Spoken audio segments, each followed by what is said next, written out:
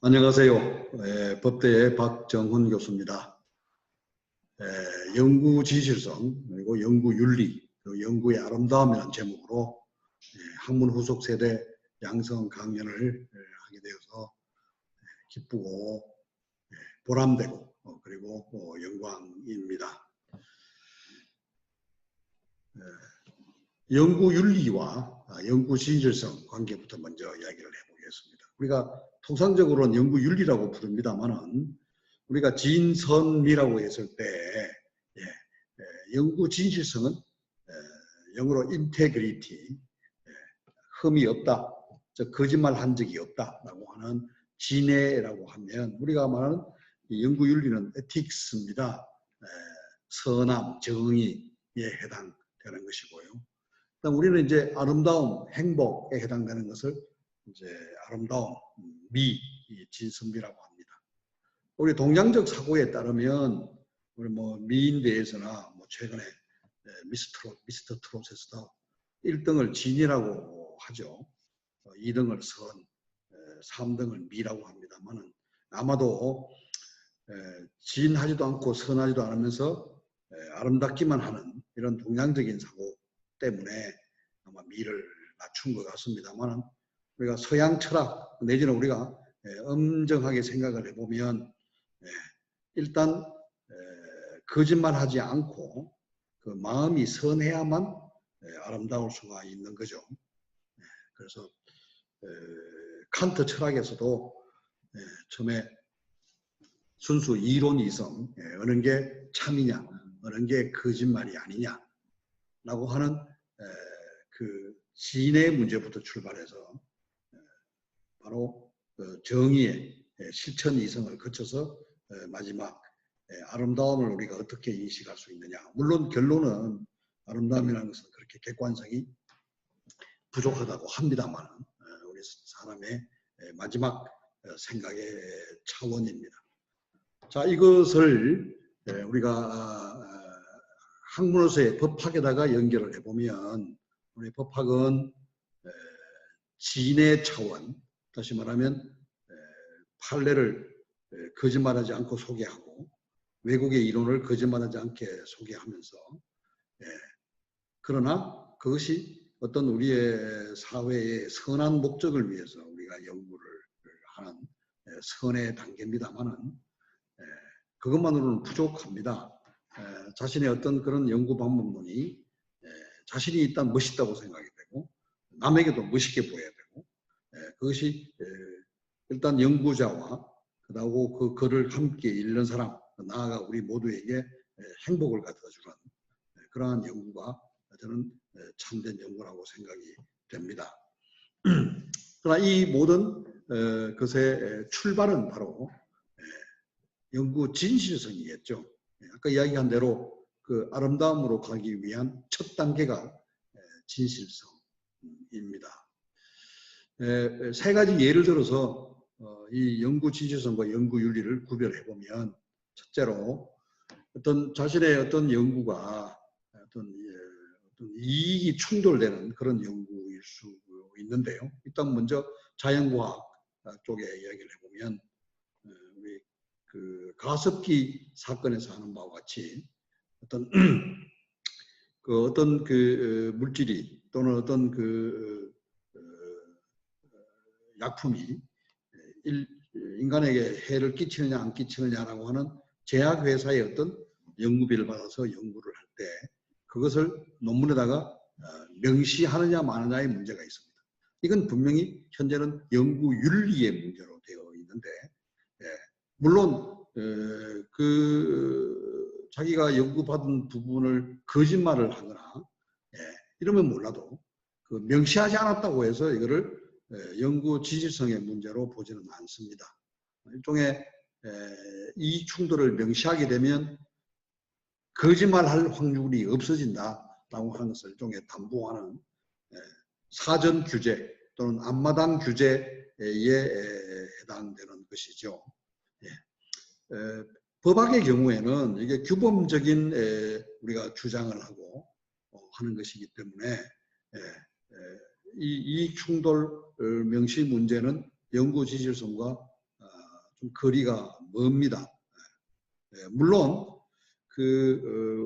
법학이라고 하는 것은 어느 분쟁 상황에서 자신의 어떤 추론이나 결론이 어느 쪽에 유리하게 될 수밖에 없기 때문에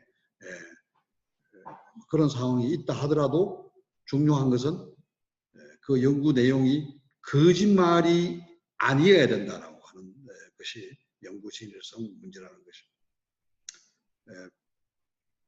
좀 쉽게 얘기하면 연구 진실성을 어기면 우리가 법적 제재를 받습니다.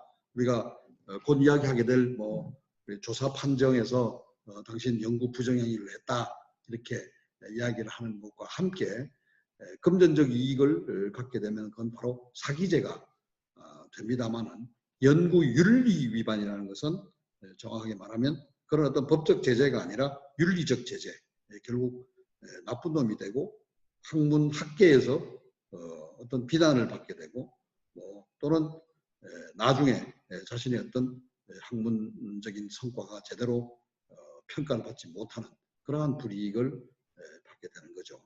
조금 더 쉬운 예는 두 번째 선행연구 인용 부분입니다. 내가 곧 이야기하겠습니다만은 내가 어떤 아이디어를 내가 논문에 쓰고 문장을 남의 문장을 갖다가 이렇게 인용을 할 때 그때 인용하느냐 마느냐는 연구 진실성의 문제입니다.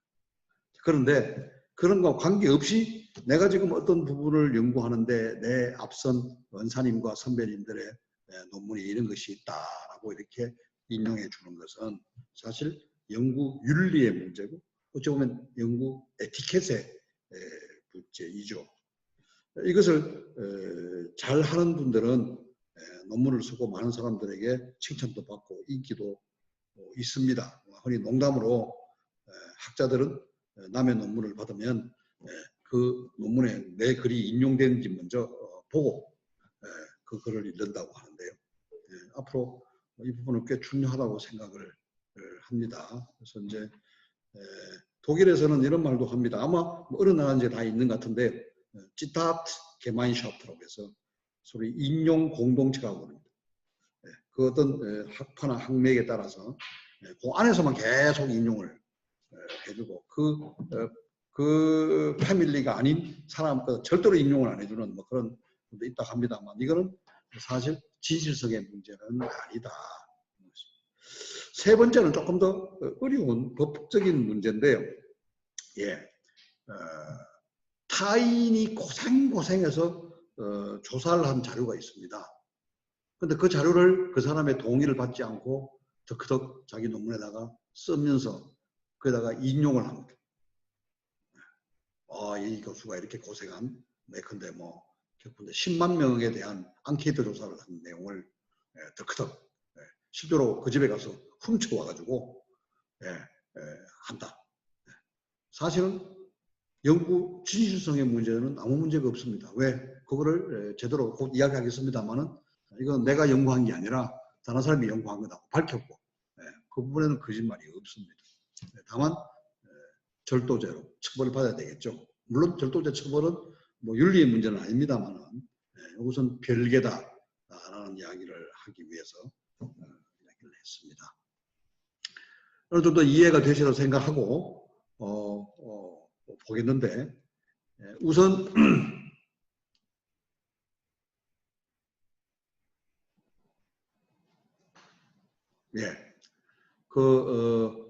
여러분은 지금 일단 서울대학교에서 박사 논문을 준비하고 있기 때문에 서울대학교 제도를 중심으로 해서 설명하고자 합니다.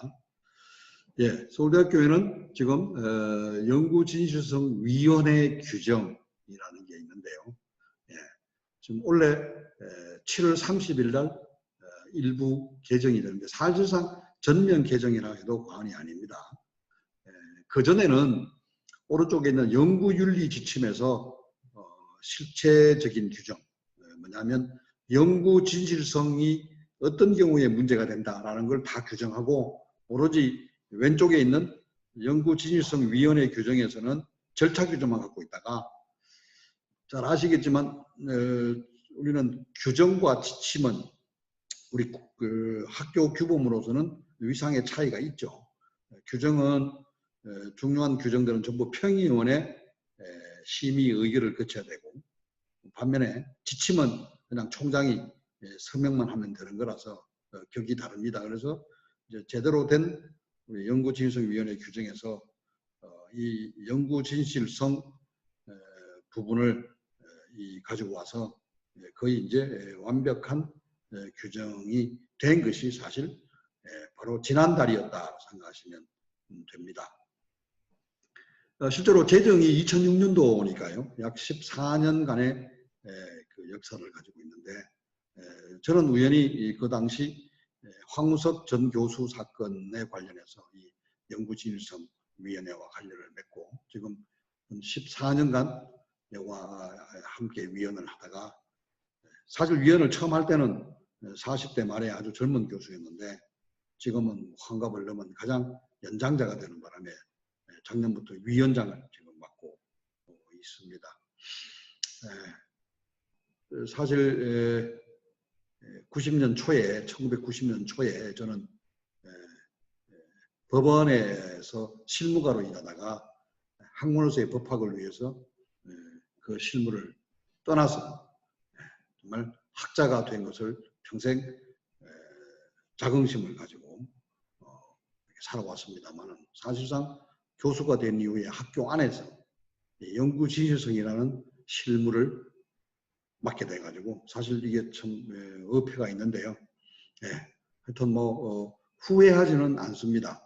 그 이유는 바로 우리가 늘 이런 이야기를 하죠.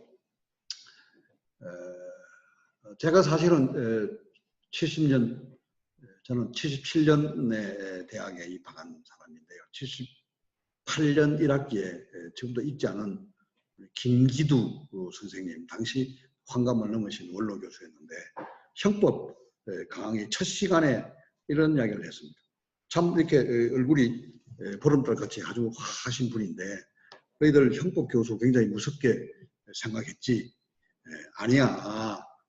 형법은 정말 아름다운 법익을 우리가 강도죄를 연구하고 살인죄를 연구하고 강간죄를 연구하는 이유는 생명의 아름다움과 사랑의 자유의 아름다움을 지키기 위한 거야 라고 말하는 것은, 저는 그 이후에 형법 이론 다 공부했습니다만 다 잊어버려도 그거는 기억합니다. 자, 우리가 너 연구 부정행위다, 부적절행위다, 표절이다, 그 공저자 표시 위반이다 라고 이 문제를 삼는 것은 제가 처음 이야기한 연구의 진실을 기초로 해서 연구의 아름다움을 보호하기 위한 우리의 제도입니다.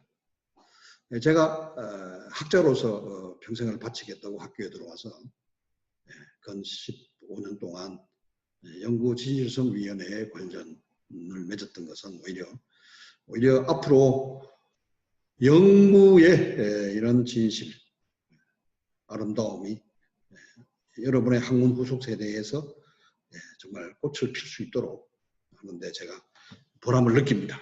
그 이야기를 조금 이따 천천히 하기로 하고 보겠습니다. 조금 이제 테크니컬한 이야기를 좀 해야 되겠는데요. 이 연구 진실성의 적용 범위입니다. 사실 1호에 보시면 판단 시점이 제보 당시에 본교에 소속된 교원, 연구원, 대학원생입니다. 또는 뭐 인건비를 지급받고 있는 사람인데요. 여러분의 경우에는 대학원생이겠죠. 그래서 제보 당시에 대학원생이면 그 이후에 졸업하고 나가도 여기에 조사 대상이 됩니다. 그거보다는 오히려 여러분에게 더 중요한 것은 2호인데요. 석사 논문은 아까 잠시 본 바와 같이 이 규정이 만들어진 2006년 2학기 이후에 수여된 석사 논문만 한정을 했습니다. 그러나 그 사람이 우리 소속 교원이 되거나 대학원생이 되면 그 옛날에 1980년도에 받은 석사 논문도 문제가 될 수가 있습니다. 어떻게 정하느냐는 것은 사실 입법 정책의 문제이긴 한데 실제로 뭐 이 포인트는 좀 여러분을 위한 거라기보다는 앞에 까맣게 표현한 대로 교원이라면 그 정도의 학문적 책임은 져야 된다. 그게 싫으면 이 학교에서 나가라. 뭐 이런 무서운 규정입니다. 자, 여기서 굉장히 우리가 거꾸로 알아야 되는 것은 박사 논문에서는 이런 시간 제한이 없습니다. 무궁무진하다는 겁니다. 자기가 박사를 받고 나가서 10년, 20년, 30년, 40년이 지나도 언제든지 이 연구 진실성은 검증 대상이 될 수 있다. 사모에는요, 소위 이제 포괄 규정으로 1호, 2호에 해당되지 않더라도 보통 1호, 2호에 해당되지 않는 보통 경우가 이제 2006년 이전의 석사 논문인데 그 사람이 이제 높은 사람이 되려고 할 때 이 사모가 이제 작동을 하는데 실제로 이게 여러 번 적용된 적이 있습니다. 가장 때가 뭔가 하면 한 번은 강원도지사가 되겠다고 하는 분이 계셔가지고 우리가 이제 판단하기를 강원도지사가 꼭 연구 진실성 확보를 위해서 중요한 사안은 아니다라고 판단했고요.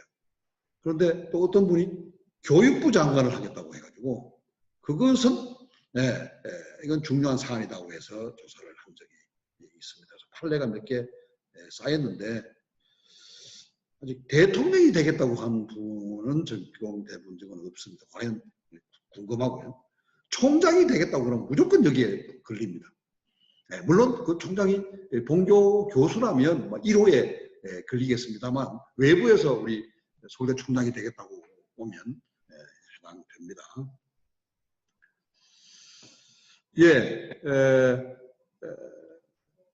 이 조사는 오로지 제보에 의해서만 이루어집니다.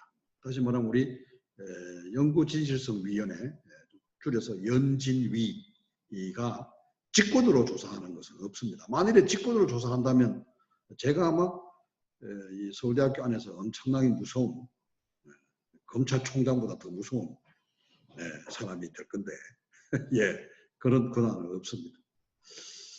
라고 설명하고도 사실 무서운 사람이 될 수 있는 것은 제가 스스로 제보하면 됩니다. 다시 말하면 검사의 인지 수사는 못하지만 그 당의 검사가 고발을 하면 되니까요. 근데 그건 여러분 잘 아시겠지만 검사가 인지할 때는 그게 허위가라고 해도 나중에 직무상 권한 남용의 책임을 질 뿐이지만 자기가 고발했을 때는 무고죄의 책임을 지는 거고 똑같이 하여튼 제보를 통해서만 되도록 했는데 사망에 보시면 제보는 실명으로 하는 것을 원칙으로 하되 익명으로 제보도 가능하게끔 하고요. 다만 구체적인 연구진실성 위반 행위 등의 내용과 증거를 제시해야 합니다. 이것은 결국 제보를 활성화시키기 위해서 만든 내용인데 아까 앞에 이야기했다시피 남을 괴롭히는 것을 장려하기 위한 것이 아니라 결국 우리의 아름다운 가치인 연구의 진실성과 아름다움을 지키기 위해서 사실 우리가 부패 방지를 위해서 제보를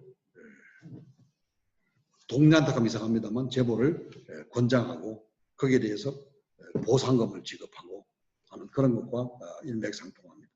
물론 연구 진실성 위반에 대한 제보에 보상금을 주는 제도는 아직 없습니다. 이게 오면 예비조사, 본조사 이렇게 가는데요.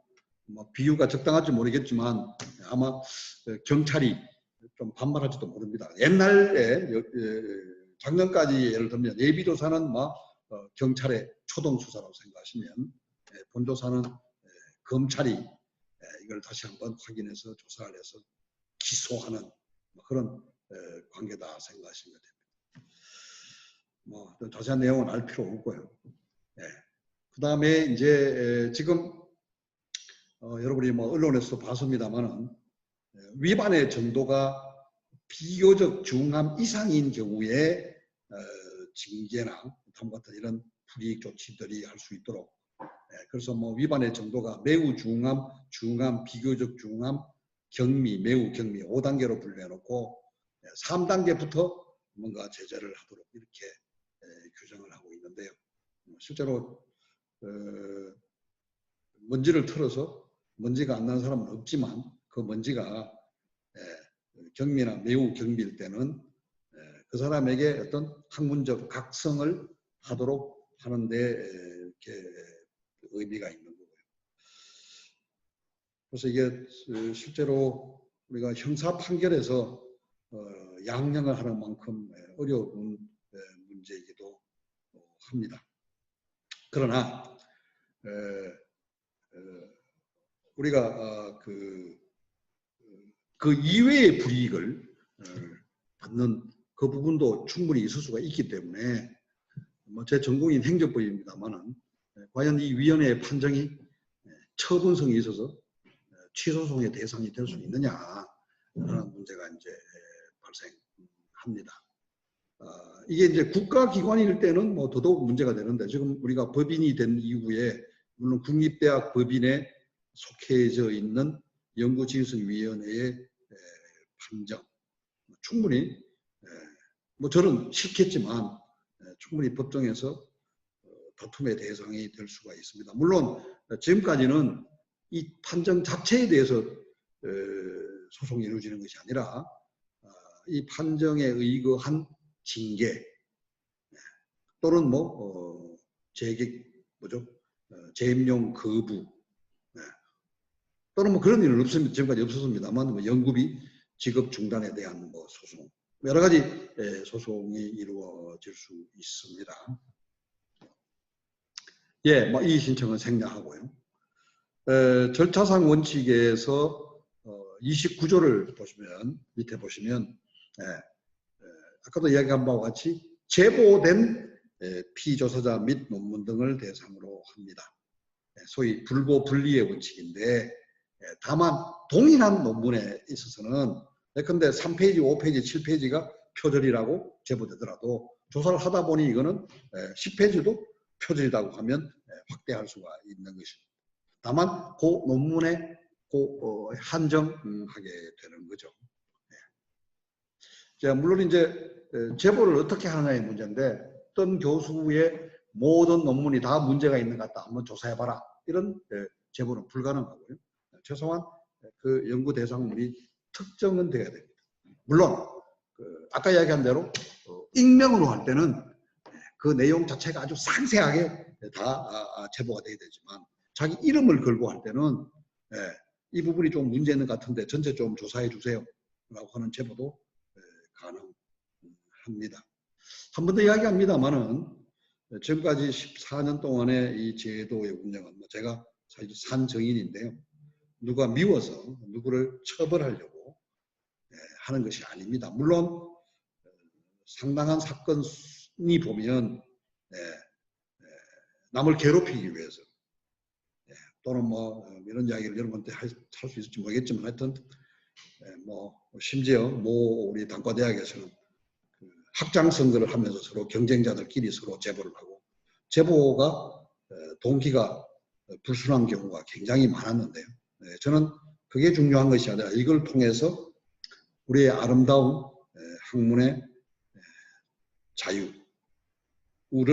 확보하기 위한 것이다 라고 하는 관점을 저는 생각을 합니다.14년 동안 엄청난 저는 효과가 있었다고 생각합니다. 특히 실제로 우리 황우석 정 교수 사건 때문에 우리가 의학 또는 자연과학에 어떤 문제가 많이 터졌습니다만 저는 이 제도의 가장 큰 수혜자는 법학이라고 저는 생각을 합니다.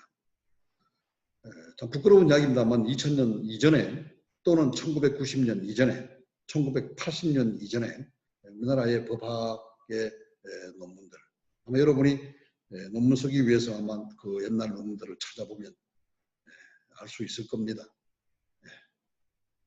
일본 논문을 그냥 뭐 거의 그냥 이렇게 편집하듯이 낸 우리의 정말 존경하는 은사님 선배님들의 논문이 없지 않습니다. 영어나 독일어는 좀 어렵다고 해서 그건 뭐 거의 그냥 번역해서 자기 이름을 탁탁 내도 다 뭐 인정해주는 그런 거였습니다. 뿐만 아니라 그러다 보니 학문을 제대로 하지 않은 사람도 평생을 그냥 검사로 해서 마지막 검찰총장으로 또는 뭐 아주 열심히 한 판사로 마지막을 대법관으로 한 사람들이 논문집이라고 수십 편의 논문을 실어가지고 냅니다. 전혀 물론 자기가 번역이라도 했으면 그래도 봐줄 수 있는데 그 번때 상당수는 전부 뭐 후배나 쫄병을 시켜서 한 내용도 그렇게 한 적이 있습니다. 이 2006년 이 제도 딱 시작하자마자 싹 없어졌습니다. 왜 그럴까요? 사실은 지금까지 이야기한 법학계의 그런 연구 부정행위, 연구 진실성 위반 행위는 금전적 이익을 위한다기보다는 어떤 뭐 이런 표현이 좋을지 모르겠습니다만 명예를 위해서 아마 오히려 좀 편하게 말하면 폼을 잡기 위해서 내가 대법관이라면 이 정도 논문은 있어야지 뭐 이런 거로 했기 때문에 거기에 대한 어떤 제재 효과, 소위 위하릭이라고 그러죠. 프리징 이펙트가 엄청나기 때문에 싹 없어졌습니다. 물론 저쪽 이과 쪽에서는 아직 싹 없어지지 않는 이유는 뭐냐면 계속 국가가 연구비를 주고 그다음에 뭐 잘 아시다시피 그쪽 대학원에서는 뭐 수십 명의 대학원생을 계속 그렇게 해서 자기 연구실을 실험실을 돌려야 되기 때문에 됩니다만 법학의 경우에는 저는 그런 일이 없다고 생각해서 아주 좋은 연구 환경이 만들어졌습니다. 이걸 단적으로 이야기를 하면 이 제도 2006년 이전에는요, 제가 그 당시에는 뭐 그것도 꽤 젊은 교수였는데 제가 정말 고생해서 논문을 써도 실무계 쪽에서 박종훈 교수가 하나 논문 썼네, 뭐 저놈도 베꼈을 거야. 뭐 자기가 뭐 프랑스 행정소송이 어떻고 미국 행정소송이 어떠하다 하도 뭐 이렇게 해서 별로 관심을 안 가졌어요. 근데 이 제도가 만들어진 다음에도 저는 똑같이 계속 논문을 내니까 박종희 저게 자기 죽지 않으려면 저렇게 베끼지는 않을 건데 어떻게 계속 쓰지? 아주 친한 실무가 저한테 그렇게 물었습니다. 이야, 대단하다. 저는 그래서 지금까지 지금 위원장까지 됐는데요. 어떻게 보면 학문 연구의 망나니죠, 사실은. 남이 베낀 어떻게 뭐 공저자를 잘못했는지를 판정하는 것을 15년을 했으니까요. 그래서 지금 사실 어떤 면에서는 물론 억울한 사람을 풀어주기도 하고 제가 정확하게 판정하기도 한 그런 사건도 있지만 대부분이 제 손에 피를 묻힌 건데 그것은 제가 아까도 이야기했다시피 최고의 수혜자는 바로 우리고 바로 저였습니다. 제가 논문 수가 많지 않습니다. 저도 교과서를 지금까지 못 쓰고 있습니다. 모르겠어요. 그래도 뭐 저는 아마 문제를 삼을 수 있는 부분이 있을지는 모르겠으나 저는 최소한 우리가 학문으로서의 법학에서 어떤 그런 문제는 없이 되어야 공부할 맛이 난다. 그리고 그 공부가 인정을 받는다. 라고 저는 생각을 합니다. 이제 조금 더 이제 본격적인 이야기를 좀 하겠습니다. 실제로 요 이야기부터 먼저 하겠습니다. 사실 우리는 이제 특히 문과, 특히 법학에서는 우리 학문이라는 것은 글쓰기입니다. 우리가 뭐 조각품을 그림을 그려서 그런 학문 방법도 있을지 모르겠습니다만 글쓰기입니다. 글쓰기라는 것은 두 가지 요소입니다. 생각과 표현입니다. 그죠? 이걸 이제 독일 말로 슈라이벤과 포뮬리어렌을 가지고 구별하는데요. 영어에서도 구별이 좀 있다고 합니다만 영어로 치면 앞에 것은 write입니다. 기계적으로 이렇게 쓴다는 뜻입니다.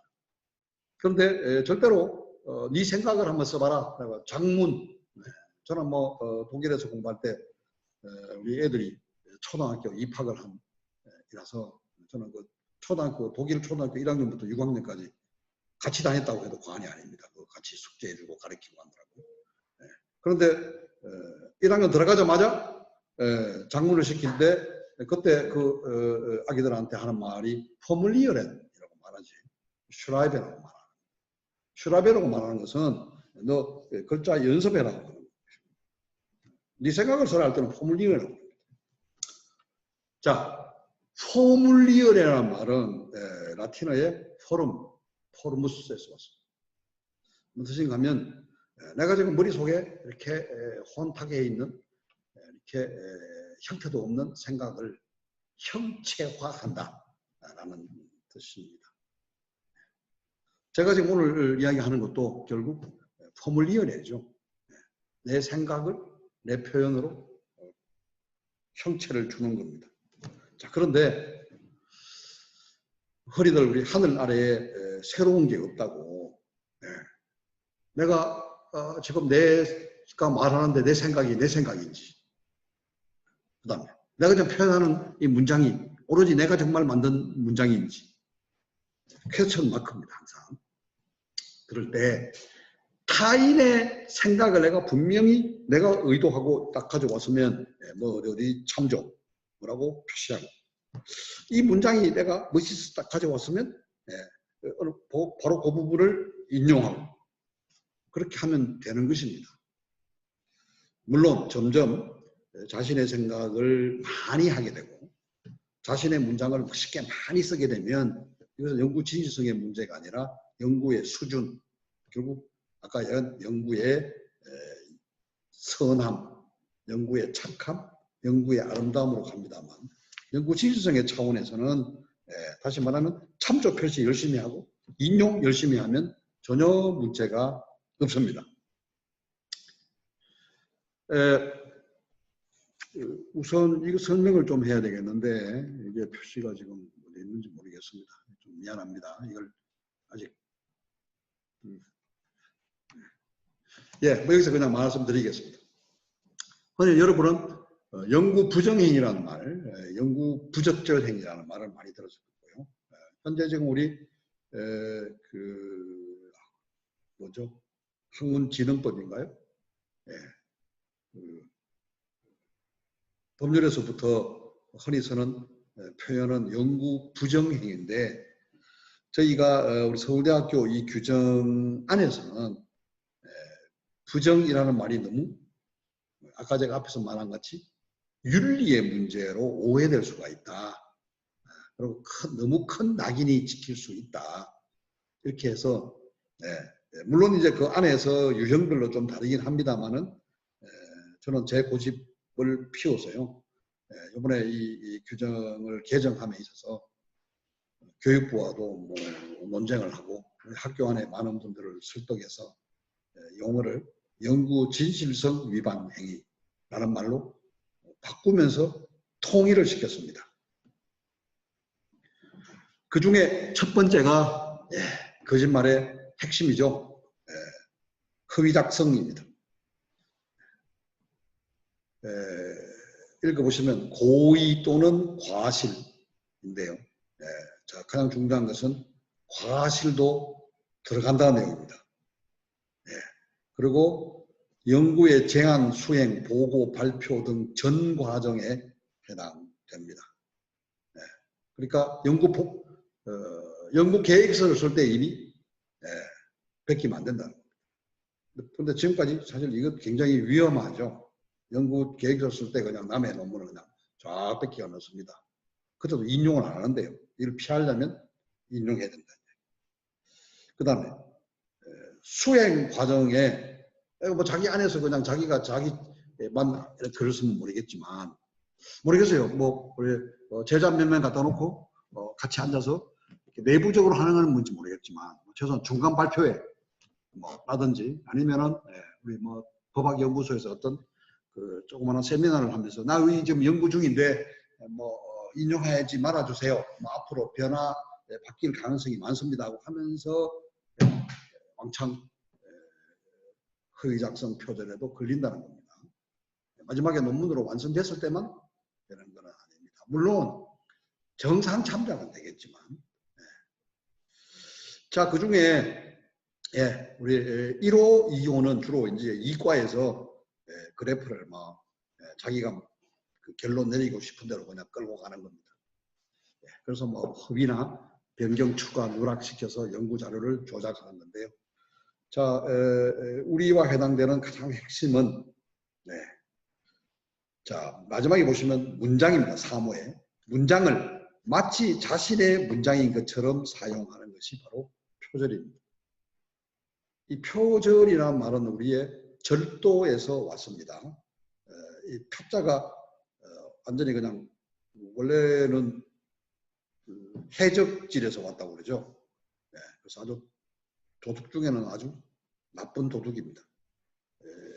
강도까지는 안 가도 우리 흔히들 뭐 눈 뜨고 있는데 코베간다 그런 정도의 절도죄인데요.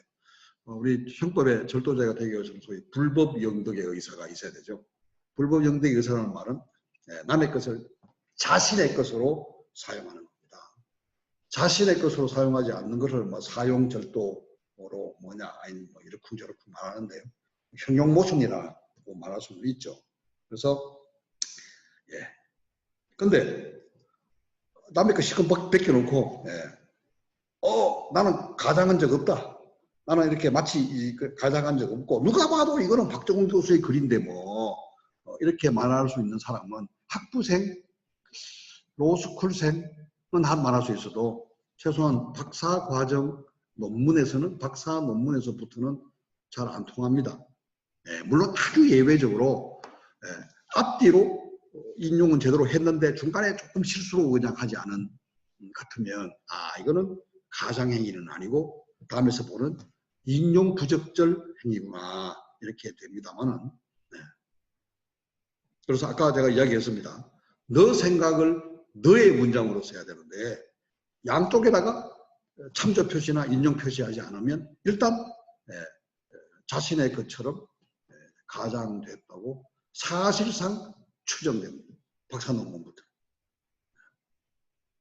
이게 이제 가장 문제다고 생각하시면 된다. 바로 보시면 5조의 부당 연구 성과 사용인데요. 그 중에 1호에 보시면 방금 이야기한 타인의 연구 아이디어, 연구 데이터, 문장을 정확한 출처 표시 또는 인용 표시 없이 사용한 행위로서 표절에 해당하지 않는 경우입니다. 두 번째는 뭐냐면 흔히 말하는 이제 자기 표절이라는 표현인데 이것도 뭐 형용모순이죠. 자기 물건을 어떻게 자기가 불법 영득 의사로 표절하겠습니까? 다만 이제 재탕, 삼탕, 사탕하는 거죠. 자, 이거는 선행하는 그 규범이 뭐냐면 연구자, 학자는 이거 일본 말입니다만 초출 원칙이래요. 그래서 이제 제가 지금 만일에 오늘 하는 이 강연을 제가 학문이라고 한다고 하면 제가 분명히 밝혀야 됩니다. 제가 이런 이야기를 한 적이 한 20번쯤 됩니다. 근데 그게 아니라 저는 지금 강연이기 때문에 그런 말을 하지 않은데요. 왜 그랬을까요? 아마도 저 생각에는 우리가 서양에서부터 또는 뭐 동양도 마찬가지입니다만 학자가 한 번 연구해놓고 그거 평생 계속 그 재탕 삼탕 해먹게 하면 우리 인류가 발전 안 하잖아요.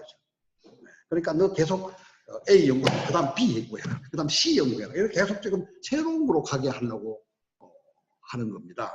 그런데 어차피 자기 연구를 하다 보면 어떤 부분 앞에서 한 거 갖다가 쓸 수밖에 없죠. 그러면 표시하는 거예요. 어디가 너가 한 것 중에 옛날에 해먹었던 거. 그 다음에 새로운 거라는 것을 계속 밝히면서 하면 아무리 뻣뻣하는 사람도 저거 좀 색을 좀 하게 되겠죠. 그래서 아마 이 문제를 삼는 것 같은데 이게 옛날에 정말 그 입법 취지였다면 지금은 좀 다릅니다. 왜냐하면 지금은 연구비를 주니까 그리고 연구 용역을 주니까 연구 용역에 가서 너 새로 연구해서 주라고 한 거지. 너 지금까지 한 거 이렇게 잘 정리하라고 물론 연구비를 받을 때 아예 그렇게 계약을 하면 문제가 안 돼요. 근데 대부분 연구라는 것은 내가 이런 부분 연구하겠다라고 하는 거니까 이제는 그 연구비를 준 사람을 속이는 이에 해당돼가지고 이게 점점 가벌성이 높아집니다. 우리 서울대 교수 중에 물론 저는 뭐 이제 비밀로 합니다만은 외국에서 온 분들이 좀 있고요. 그다음에 그 외국 분들 중에는 어떤 뭐 자기가 하지만 자기 연구 성과 부정 반복 사용을 뭐 무지하게 많이 한 사람들이 이제 결국 이제 우리한테 지적을 받고 뭐 계약 연장이 거부되고 해서 이제 자기 나라로 돌아가면서 시커 우리 보고 이제 나쁜 이야기를 하는 게 지금 한국이 너무 미국 바람이 불어가지고 모든 학자가 연구비에만 돼 있어서 아이고 자기 연구를 자꾸 반복해서 하다 보면 뭔가 새로운 게 나오고 하지 왜 이걸 갖다 그렇게 문제로 삼느냐고 이렇게 뭐 나쁜 이야기를 하는 분이 계시긴 하던데요. 저는 그 부분에 대해서 이렇게 말씀, 그걸 돈 문제만이 아니라 어떻게 논문을 내면서 95%가 전부 옛날에 했던 걸 그대로 그냥 옮기고 하나도 인용 표시도 안 하고 이냐 뭐 이런 문제입니다.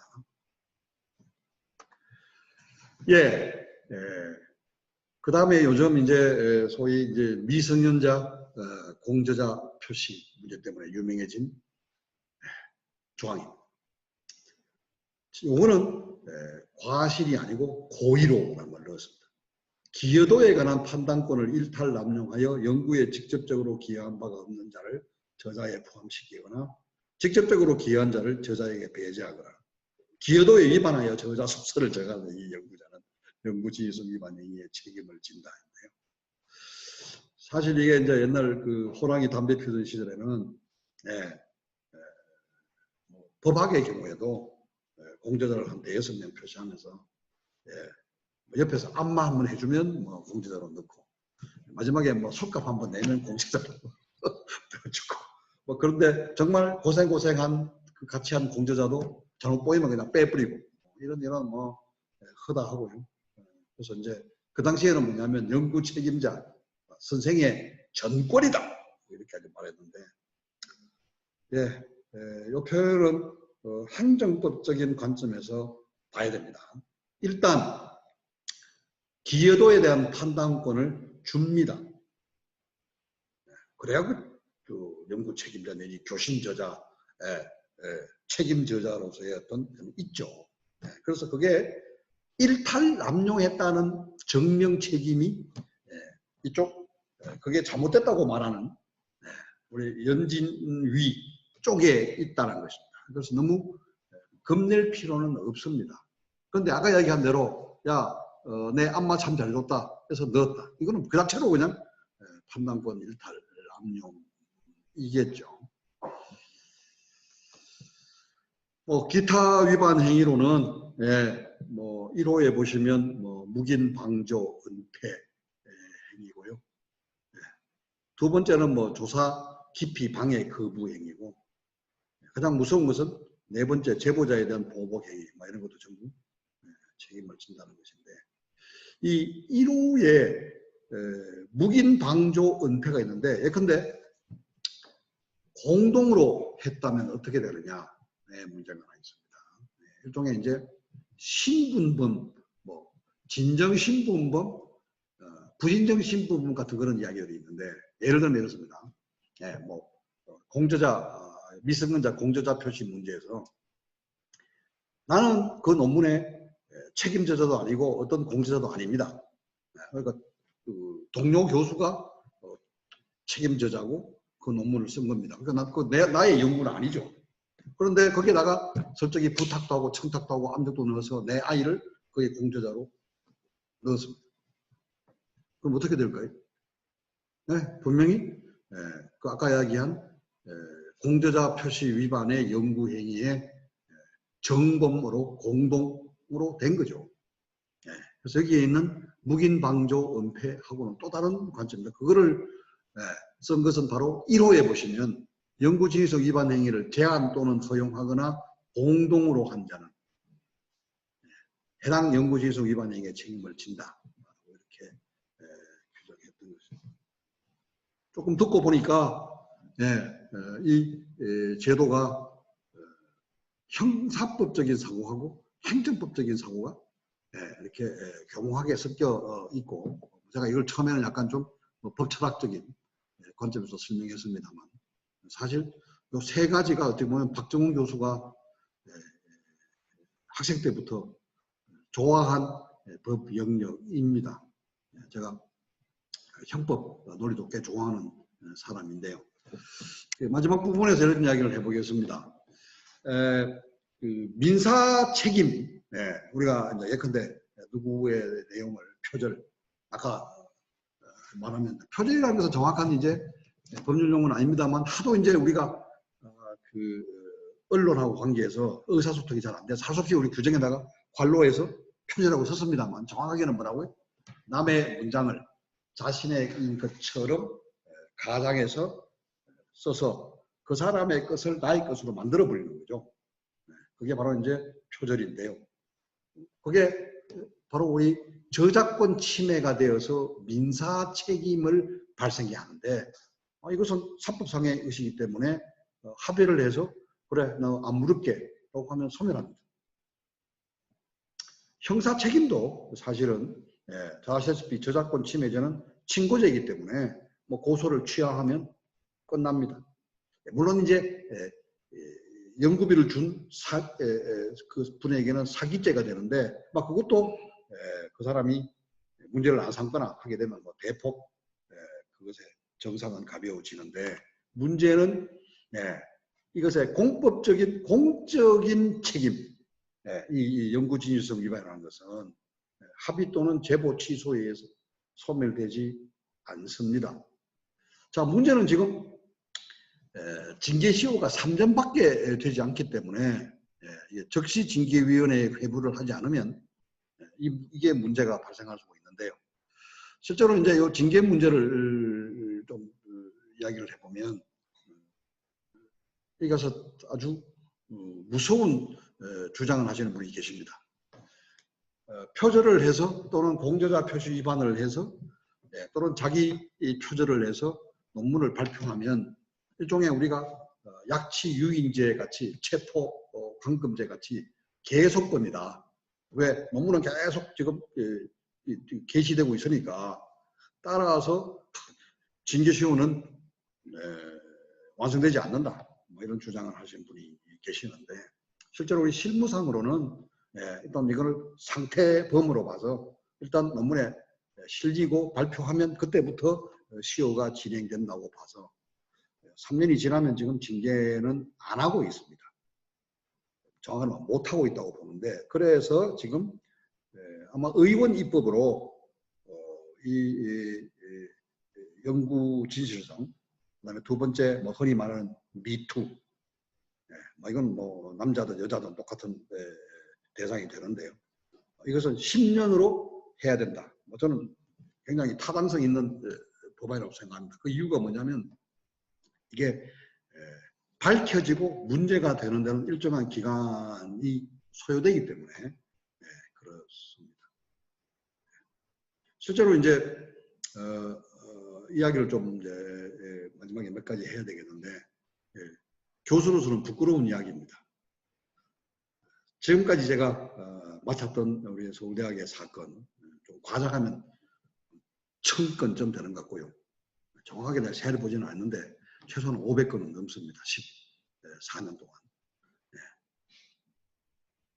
그 사건의 3분의 2가 사실 같은 연구실 실험실에 있던 제자들의 제보. 저는 가끔씩 대학원 입학생들을 상대로 강연도 하는데 열심히 제보하라고 말합니다.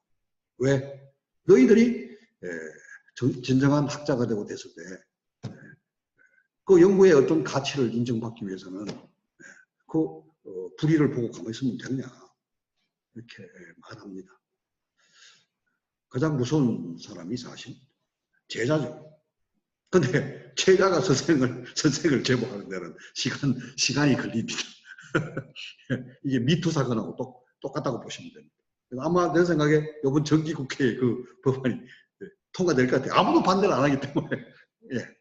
그래서 지금 아마 이제 10년이 되어서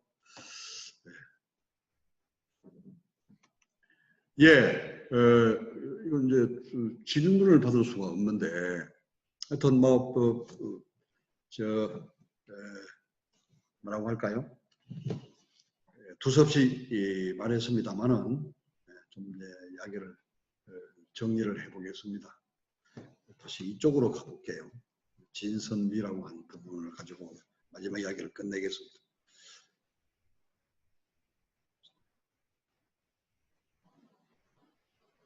법학은 사실 처음에 많은 정보를 다룹니다. 그죠? 예를 들면 저는 이야기도 많이 하는데요. 헌법 제1조 1항이 대한민국은 민주공화국이다 라고 규정되어 있어요. 자, 요거를 내 문장에서, 내 논문에서 쓰고 싶은데 귀찮아요. 그래서 그냥 교과서나 어느 논문에 있는, 남의 논문에 있는 걸 그대로 베낍니다. 우리 헌법 제1조 1항에 의하면 뭐 대한민국 민주공화국이라고 규정하고 있다. 그거 가지고 아무도 문제 안 삼겠지만 바늘 도둑이 소도둑이 되는데요. 그 바늘 도둑입니다. 왜 그런가 하면 일단 자기 문장으로 안 쓴 거예요. 귀찮아서. 그럼 어떻게 되는가 하면 일단 자 이것도 보세요. 우리 헌법 1조 1항에서는 이라고 표현되어 있고 일언이라고 쓸 수도 있고 의하면 이라고 쓸 수도 있고 대한민국 민주공화국이 다 또는 어로 규정되어 있다 또는 어로 규정되도록 강제되고 있다. 우리가 대한민국 민주공화국은 사실 아니잖아요. 규범이잖아요. 당위잖아요. 무슨 민주공화국이야? 독재왕국이다. 이렇게 말할 수도 있는데. 어쨌든 그 표현이라는 것은 아주 위장이 많은데 속가적으로 그냥 이렇게 쓰기 시작하면 바늘 그거 가지고 큰 도둑이 되겠습니까? 근데 그게 소도둑이 되는 출발이다라고 생각을 합니다. 그래서 어떤 정보를 다룰 때도 내 말로 자꾸 쓰는 습관을 들이라. 그리고 다 써놓고 물론 아까 제가 이야기했습니다만 그 선행 연구를 많이 인용해 줄수록 좋습니다. 학계에서. 그러나 이제 그뿐만 아니라 자기 체크를 해보는 거예요. 내 이 생각이 정말 꼭 나의 좀 독창적이냐 싶으면 처음에는 다 참조라고 써야 되지만 이제 제 정도 나이쯤 되면 동지라고 써도 돼요.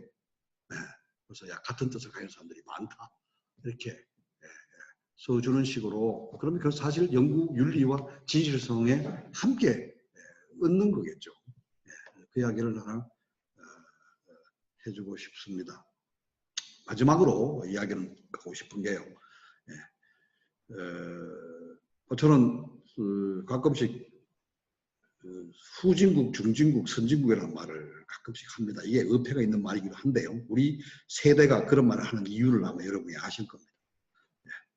사실 초등학교 들어가기 전부터 귀에서 따갑도록 들은 이야기가 잘 살아보세요. 후진국을 면하자. 이런 이야기를 들으면서 큰 세대입니다. 저는 58년 개띠인데요. 어느 순간 30대쯤 됐더니만 중진국이라고 그래요. 제 생각해봐도 저도 괜찮은 것 같아. 그 당시에는 정말 우리가 어릴 때는 정말 그 갑부 친구가 아니면 자동차랑 승용차라는 게 없었는데 어느 순간 저도 조그마한 차를 몰고 다니더라고요. 그리고 제가 정말 더위를 싫어하는데 에어컨 때문에 춥다 뭐 이런 말도 하고 어느 순간 최근에 또 어느 순간부터는 중진국이라는 말도 안 했냐 선진국이라고 그래요. 저는 저 만으로 62살인데 그 3단계를 다 거쳐봤어요. 그래서 제가 이제 하는 이야기인데 우리가 후진국 시절의 법학 논문이라는 것은 뭘까요? 베끼더라도 하여튼 독일이 어떻게 하고 있고 프랑스가 어떻게 하고 영국이 어떻게 하고 뭐 하여튼 외국에서 어떻게 하고 있다는 정보를 잔뜩 우리가 가져오는 게 목적입니다. 그래서 그거를 우리 국내에서 편하게 다 편하게 하도록 하는 것이 정말 목적이었다면 지금은 뭘까요? 지금은 사실 정보의 홍수 시대입니다. 그죠? 그것은 쉽게 알 수 있습니다. 그것은 우리가 학문이라고 하는 방법을 통하지 않고도 할 수 있습니다. 그래서 지금은 자기 생각을 표현하는 거라고 저는 생각해요. 그래서 늘 저는 이야기합니다만은 우리가 실무로서의 법학과 학문으로서의 법학의 근본적 차이는 실무로서의 법학은 정보를 모으고 정보를 체계화하는 거다라고 한다면 학문으로서의 법학은 그 정보를 읽으면서 자기의 생각의 수준을 높여서 그 수준의 높은 생각을 자기 말로 표현하는 것이다 라고 합니다. 그러니까 이제 예전에는요 90년대까지만 해도 우리 서울대 박사 논문을 한번 보시면 알겠지만 최소한 300페이지, 400페이지 이상입니다. 다 그 자료를 정보를 모아야 되니까 그래서 이제 여러분이 학문 후속 세대로서 학문으로서의 법학을 재밌게 정말 평생 자신감을 가지고 긍지를 가지고 행복하게 하려면 처음부터 어떤 그런 정보의 홍수에 빠지기보다는 그것을 자기 것으로 삼고 자기의 생각을 점점 수준 높게 하고 그거를 자기의 말로 표현하는 그 즐거움에 푹 빠지시기를 바랍니다. 이제 마칠까 합니다. 저는 법을 배워서 우리나라의 어떤 그 분쟁을 해결하고 또 굉장히 중요하다고 저는 생각합니다만은 그것을 뒷받침하는 학문으로서의 법학을 위해서 여러분의 노력과 건투와 건성, 학문적 대성이 있기를 바라면서 마치겠습니다. 감사합니다.